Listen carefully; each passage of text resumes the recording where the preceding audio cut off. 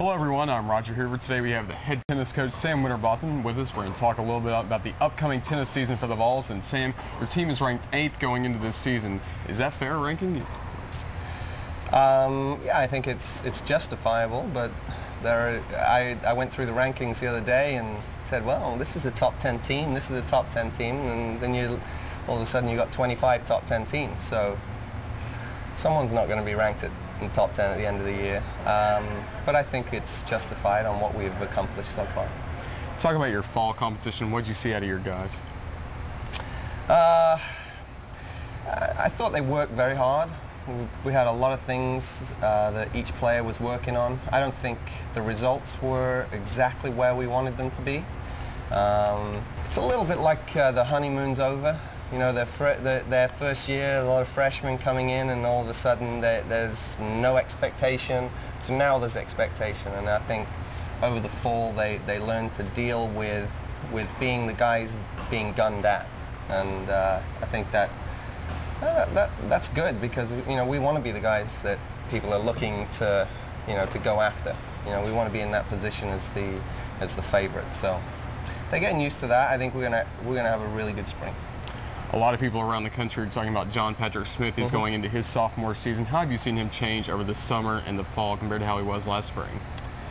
Well, I had a conversation with him about that about a week ago, actually. He came in as this he's a really likable kid. He's just, he's the whole package. He always has a smile on his face. But what I think the biggest improvement that I've seen in JP is just the maturity, that every day he comes and he's prepared, he's ready to go, and he tries to get better. Who are some of the upperclassmen you're seeing emerging as leaders for your team? Well, Davy Sangren stands out. Davy is just a quality human being. The guy is going to be successful. Coaches have those players in every team that they have that they feel, wow, this individual is going to be good. Whatever he chooses to do, he's going to be good at it.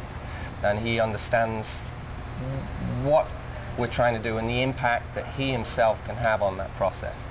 So he's really emerging as somebody that I think can lead this team forward. Since you've been at Tennessee, you've always had a tough schedule for your guys to get them ready for the SECs and NCAA tournaments. Is that the case this year? Oh yeah, I think 16 out of the 17 teams that are on our schedule are ranked, and a lot of those are in the top 25, top 10, top 15. And then also we go to the blue-gray for another 3 to 4 matches against probably top 25 competition. So we want to win championships. You don't win championships playing nobody. Now, I understand that winning is a habit, and I do want guys to get opportunities. But we need to be road tested. We need to be, top match tested. Being able to play against the top teams before we go into the SEC, because every team in the SEC is good. And the one thing that I've noticed since I've been in the SEC, it doesn't matter whether a team's 60 in the country or 1 in the country. That match is going to be a barn burner, because the rivalries are such that they're going to bring their A game for Tennessee.